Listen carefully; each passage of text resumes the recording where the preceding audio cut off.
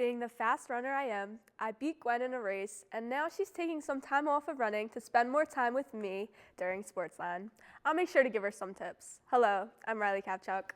And I'm Gwen, and with a little break from racing, you'll be seeing a lot more of me over the next couple of weeks.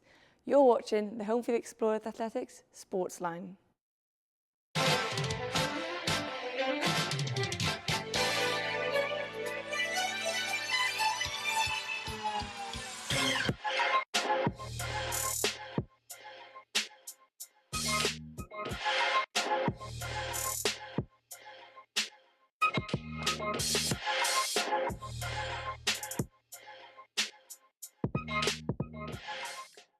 Welcome to SportsLine. We have all the spring sports you might have missed. And later, I got to sit down with Bridget McKean and Marissa Paul from the women's rowing team for an interview, so be sure to stay tuned for that. But first, let's take a look at our SportsLine top 3.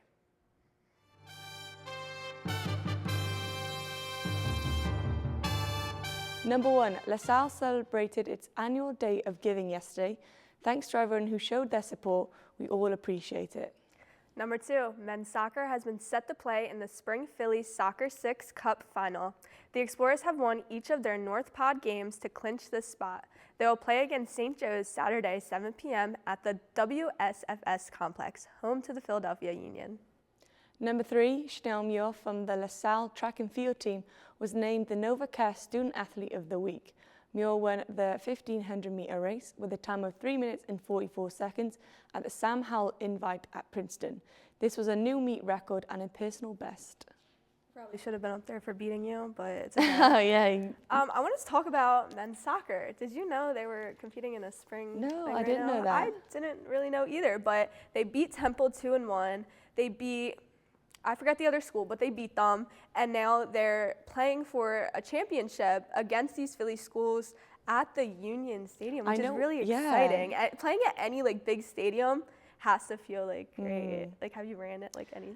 I haven't actually ran yet, but in a few weeks I'll be running at Franklin Field, which I'm excited for. But I do know a lot of the players are a big fan of the Philadelphia Union. I do see them wearing that gear a lot, so it'll be pretty exciting to see. It's definitely exciting, and I hope they win. They haven't had the best season, and if this is a good start, this is very promising for the fall season. I think we're very optimistic for them. Yeah, I'm hoping for the best. I really am. That's it for the top 3. Now let's see how our teams did in this week's recaps. LaSalle men's and women's track and field competed at the Sam Howell Invitational on Friday afternoon, hosted at Princeton University. Gwen Good continued her impressive outdoor season by winning the 1,500-meter run with a standout time of 4 minutes, 21 seconds. In the same event, Neve Mulai secured a 7th-place finish in 4 minutes and 33 seconds, followed by Georgia Rose Dawson in 12th with a time of 4 minutes, 36 seconds. In the distance events, Amelia Green earned a top 5 finish in the 5K, crossing the line in 17 minutes, 56 seconds, while Stella Hammond placed second in the 10K with a time of 37 minutes and 53 seconds. Jillian Levet also impressed in the 3K steeplechase, breaking the 11-minute barrier by finishing in 10 minutes, 59 seconds. And on the men's side, Chanel Muir ensured LaSalle's dominance in the 1,500-meter event by winning the race with a meet record time of 3 minutes and 44 seconds. Callum Murray also competed in the event, placing 9th with a time of 3 minutes and 50 seconds. In the 5K, Bram van Druten delivered a strong performance to finish 5th in 14 minutes and 12 seconds, while teammate Finn Burney secured 9th place in 14 minutes and 30 seconds. David Butts added another impressive result for LaSalle, taking 2nd in the 3K steeplechase with a time of 8 minutes and 55 seconds, which is just seconds off the regional qualifying time for regionals this year. Water polo had yet again another long weekend, playing 3 back-to-back games. The first against Siena. LaSalle started strong, scoring four goals in the first quarter and taking a 9-5 lead into halftime. Siena pushed back in the third, cutting the lead 12-10 and tied it at 14 in the fourth. LaSalle responded with goals from Francesca Coe and Martina Bonet-Saez and Sarah Quitani Talley to seal the win. Bonet-Saez led with 5 goals. They then played LIU. The Sharks jumped out to a 4-1 lead after the first period. And despite goals from Coe and Sofia Kalavu, LIU expanded a lead to 8-4 by halftime. LaSalle fought back with 5 goals in the third, cutting the lead 11-9. LIU reestablished a firm lead, but the Explorers responded with 3 straight goals to make it 13-12.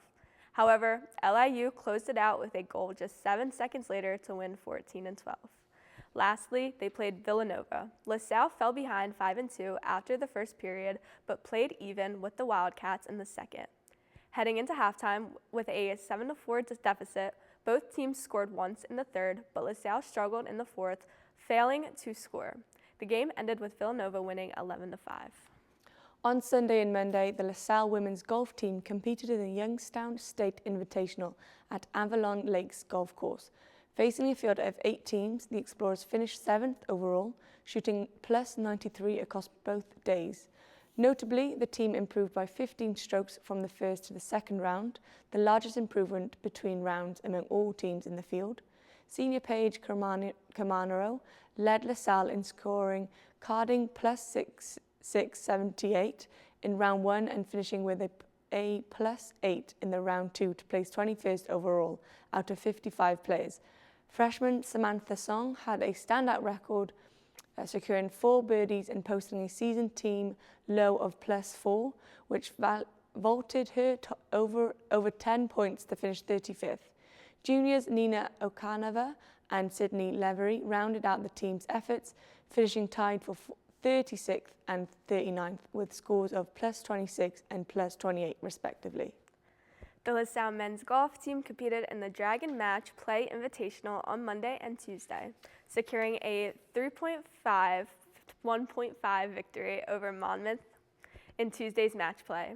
The tournament began with 36 holes of stroke play on Monday at the Par 71 Green Valley Country Club, which served to seed teams for the match play format.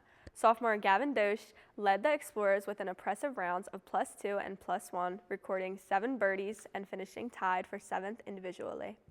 Juniors Benjamin Batty and Armand Lascalo also delivered strong performances, both finishing in the top 20 and plus 8 overall. Senior Alex Gekas followed closely with a plus 10 to place in the top 25, while graduate student Matt LaFawn rounded out the lineup with a plus 18 through 36 holes. LaSalle's stroke play results placed them 5th out of 8 teams, setting up a match play showdown with 8th-seeded Monmouth. In the head-to-head matches, Gekas secured a dominant win by 4 strokes with 3 holes remaining, and Batty edged out his opponent by a single stroke. Dosch, Lascato, and LaFawn all half their matchups, sealing the Explorers team victory. LaSalle women's lacrosse fell to the VCU Rams on senior day at home Saturday afternoon, with the final score ending 13-3 in favour of VCU. The Rams took control early, scoring all 3 goals in the first quarter to establish a lead despite several offensive attempts in the second quarter. LaSalle was held scoreless in the first half, with the opposing goalie making key saves and a shot from sophomore attacker Kate Liccardi narrowly missing as it hit the post. VCU extended its lead with additional goals in the second and third quarters. LaSalle broke through in the final frame, starting with a goal from senior attacker Katie Johnson at 10 minutes and 27-second mark. Junior attacker Molly Maloney followed the LaSalle second goal with less than 2 minutes later, assisted by Liccardi. Johnson added her second goal of the game with 2 minutes and 45 seconds remaining, but VCU responded with a final goal in the closing seconds to seal the win. They then played their final midweek match of the season on the road this past Wednesday against the Rhode Island Rams. The Rams were quick to score 2 goals before senior Katie Johnson responded with 2 of her own, tying it with 11 minutes and 48 seconds left in the first quarter. Junior attackee Emmy Waldron converted her first free position shot of the season to put LaSalle up 3-2. After Rhode Island scored the next few goals, redshirt junior Alana Lathan closed the deficit with 2 minutes remaining in the quarter. Waldron scored another goal to keep LaSalle within 5, while Lathan scored her second about a minute later. The Rams built its lead to 6 as the teams entered the halftime break. The Explorers could not find the back of the net in the second half as Rhode Island increased their lead to 10. In the fourth quarter, Waldron, Lathan, and senior Sam Klein all contributed goals to LaSalle's total, but it wouldn't be enough to gain a lead. The Explorers fell 18-12. I do feel bad, regardless of, I know, like, they don't win with the lacrosse, but I do feel bad because I feel like they wake up every single morning, they're on the field, 6 a.m., practicing, and they just still can't get it right. I don't know what it is. I had a lot of hopes for them in the beginning of the season. They did really good. They beat a rival from the previous seasons. I guess their team is as constructed. Yeah. You are a lacrosse kind of hater. No, I'm not. Maybe I just need to play it. But I'm just saying that, like, I don't know how you can lose so much and not, like, are we not changing there's something? Nothing. They have to, at this point in the season, I feel like they need to find that certain strategy that they're weak on and really work on that. Because if they're practicing the same practice, same clinics, all that over and over again. They just need to switch it up. They do practice a lot. They need to really find the key, where they messed up, what they need to do, and go from that. Because I feel like when I see them play, they're quite aggressive. They want to win. Definitely. It's something. They're not bad players. No, yeah. And these teams are a little hard, but they're not impossible to beat. We could beat them. Yeah, I know. I think so, at least. And then same with golf. Last year, they were really successful in the Monmouth Invitational. They, I'm pretty sure, scored highest out of every event that they played. This year wasn't the same. They definitely went into that match expecting that same outcome, but I don't think that's exactly what they got. I do think they've got a new, faces this season, though. The squad seems to be a lot bigger this year. Yeah, definitely. The women's, so I think it's just getting used to. Yeah, the women's got one new player, but I heard from my interview they're getting more next year. So oh, nice. That's awesome. It's always good to have a little more than just the 4 of them. Yeah. But the women's team did more significantly better than last match, I would say. I'm still understanding golf. I know a little better after my interview with Sydney. Yeah, but that's good. Still not that's like me when I like having the interviews because you do know a lot. Yeah, you learn more than you do because you can ask those questions directly to them and not wonder. I was like, "What's a birdie?" And she explained it. She explained everything. Oh, awesome! Yeah, love to see it. Yeah, it was nice. We're going to take a quick break, but when we come back, Gwen got to sit down with women's rowing team. Stay tuned.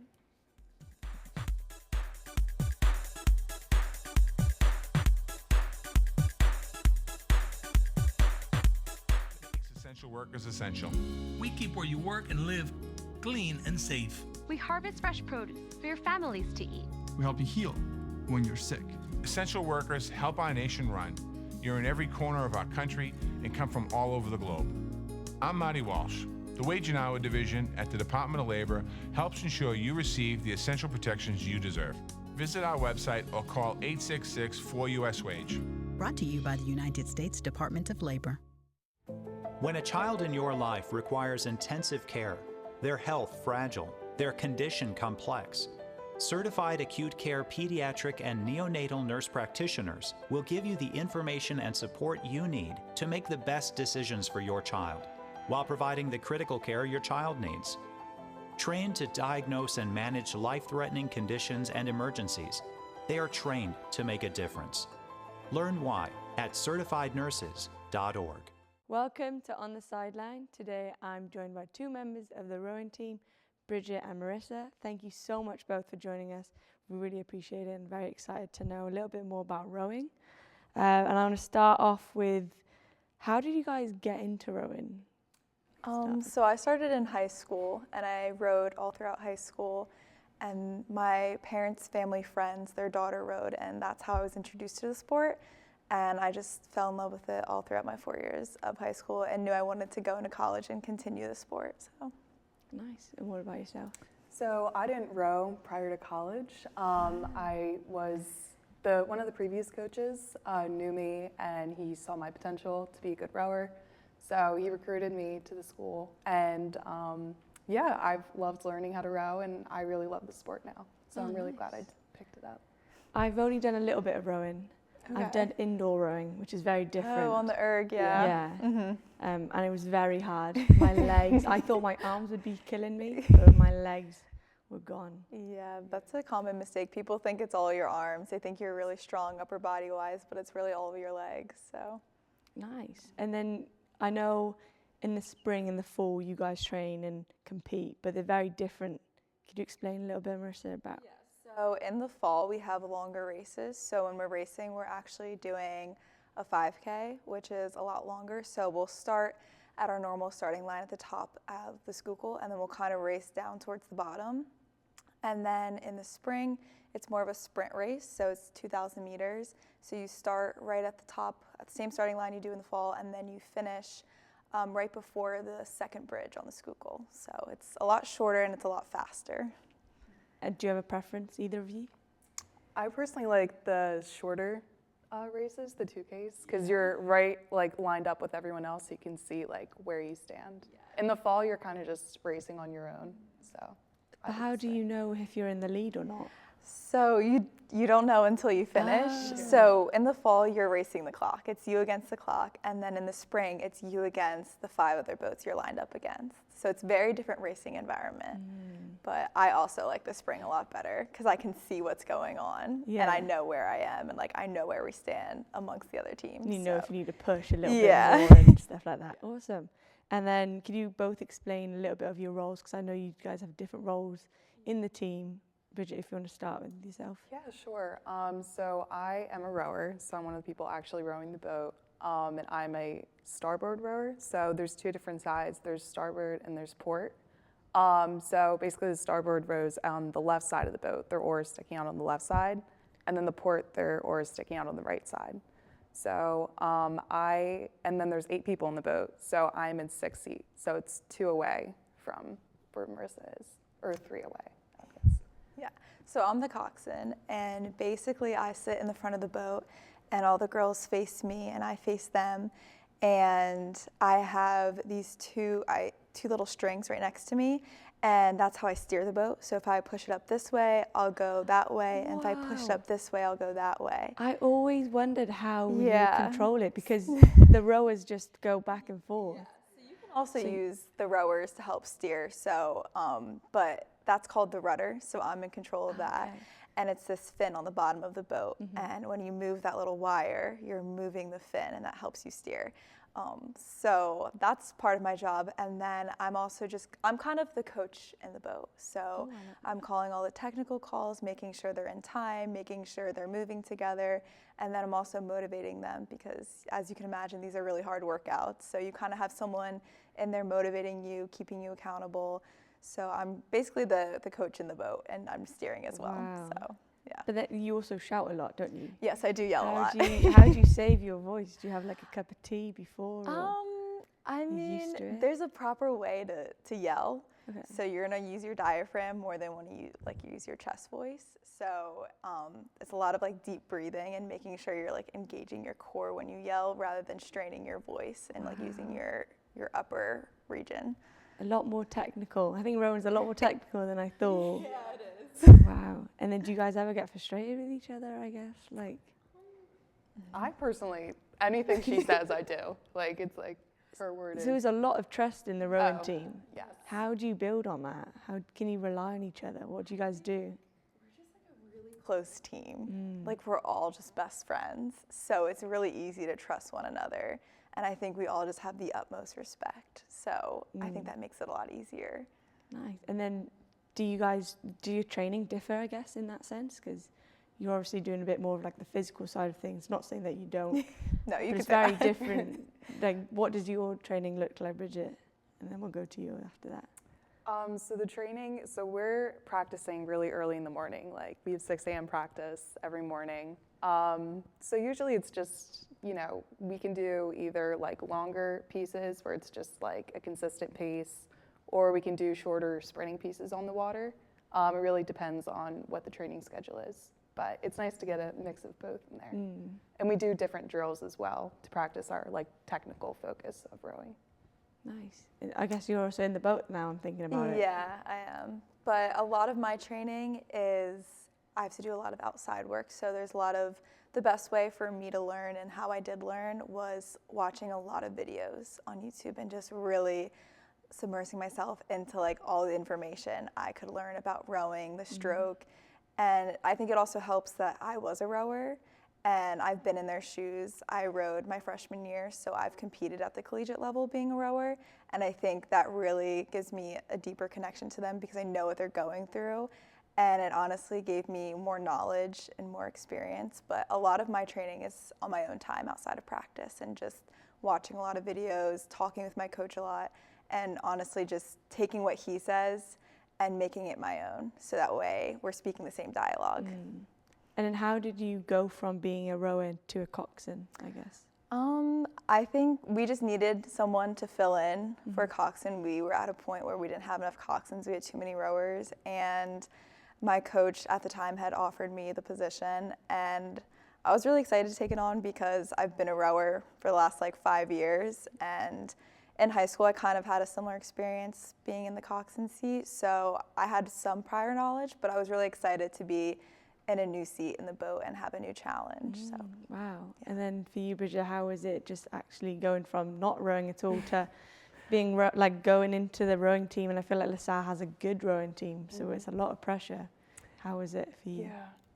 It was definitely a learning curve at first because it was just a completely new sport for me. Like I had done volleyball and track my whole life beforehand, and then this was something I'd never done before. So I think for me the transition was easier than I thought it would be, just because my team was so supportive and everyone was really helping me to be the best I could be and reach my full potential. So in the beginning, I would say freshman year it was a little rough, just like learning how to row. And then once I got the hang of it, it was more just perfecting my technique and just, being part of the team. And then for both of you, I guess, like you touched on, you train early in the morning, sometimes in quite rough conditions when it's windy and cold and wet. How do you both stay motivated? If you want to start, Bridget. I think I know that when I show up to practice, the rest of them are showing up with a lot of energy, and it's very much knowing your teammates are showing up wanting to be there. It makes it a lot easier for you to want to be there. So I think a lot of my motivation comes from the amazing women in my boat. They keep me motivated, and knowing that they're so excited to be there makes me excited to be there, and that we all have like the same goal at the end of the season. So it's really easy to be motivated when you're surrounded by so many amazing women that like motivate you and uplift you. Yeah. Is that similar to yourself? Yeah, I was gonna say, piggybacking off of what she said, I think just knowing everyone's like in the same condition and like everyone's giving it their all, I think that's really what motivates me. It's just knowing the rest of the team is pushing through the same thing and we're all trying to reach the same goal. Nice. And you both mentioned goal. Do we have a goal for this season? I think our goal every year is just to keep making program history. You know, we're a team that when we go into the A10s conference, a lot of people kind of count us out, and it motivates us. It makes us work harder because we want to show them that we're not here to play around. Like, we're here to hang with the big dogs. We are the big dogs. And I think every year just getting faster and placing higher in the conference is always our goal. So it's just always to beat last year's performance. Nice. And then just to finish off, do you guys have any advice for someone who's looking to join a rowing team or to look to continue their rowing journey at college? Bridget, do you want to start? Yeah, I would just say it definitely takes a lot of hard work and dedication, but I think it is so worth it in the end because you really, like, I've met my best friends through rowing, and I just think it's such a great thing to be a part of a team, especially the rowing team. I've just noticed everyone just has such like dedication and motivation. It's just like that hard work that they all put in kind of influences you, and I think it also goes into other parts of your life as well, just that discipline. So yeah, I would really recommend joining the rowing team. Did you say something similar like that? Yeah, I think it's just if you love being a part of a team sport and you love, you know, working with other people, then it's the sport for you. And if you're motivated and you're committed, then I think you'll have an amazing time. So awesome. Well, thank you both. We're going to take a quick break, but when we come back, we're going to bring you all the upcoming games. When the game is on the line, championship teams know the game plan. They communicate and work together to win. We all need a game plan to protect ourselves online. Talk to family and friends so they know how to stay safe too. Create strong passwords, turn on multi-factor authentication, update software, and recognize and report phishing, because online safety is not something you want to fumble. Get more game-winning tips at cisa.gov/secure-our-world. Then share them with family and friends.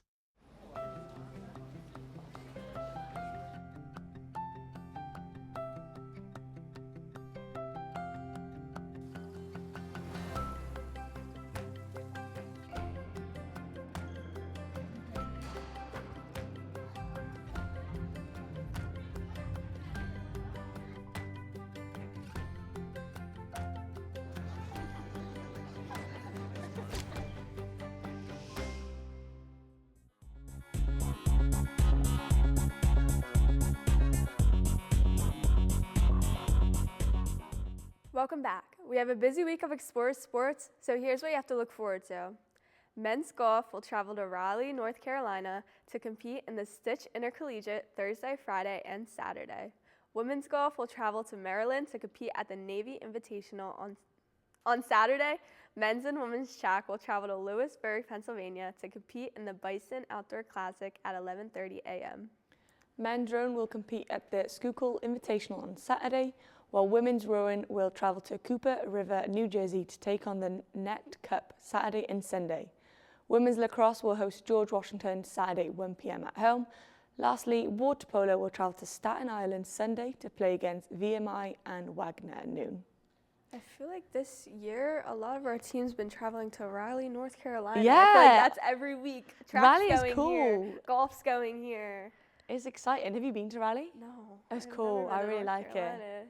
It's Is that- very busy. you did compete there. Yeah, What is I the thought it track? was kind of like Ohio and a little bit like there's nothing round, but there's Really? quite It was a lot. pretty? Yeah, it's pretty. You That's should fun. go. Well, that's where all our athletes are going. Then we have lacrosse. Hopefully they get. A little win. I'm going to go I'm and try and watch hoping them. Wagner, VMI. Wagner is a little tough. I think this is their last game, if I'm of correct. the season. Yeah, water polo. So finish on a high, hopefully. Okay, that's good. That's good. And then rowing. We didn't get rowing this week, so rowing. We can talk about that next week. That's exciting. Very exciting, Still especially not after really- the interview. Now I know a little bit more. Yeah, still don't really understand it that much, but rowing. be good. Love the boat. That just about wraps it up for us this week. If you can't make it out to see the Explorers play, be sure to tune in next week for our coverage. Keep up with this weekend's other sporting events by visiting goexplorers.com. Also, check us out on Facebook at facebook.com/SalleTV and on Instagram at SportsLineLTV. We welcome you to send your thoughts and suggestions there. Before you go, we want to see you repping LaSalle. Send us a selfie from any upcoming game via our Instagram, and you might get a shout out in the next episode of SportsLine. For our entire SportsLine team, I'm Riley Kapchuk. And I'm Gwen Good. Thanks for tuning in, and we'll see you at the game.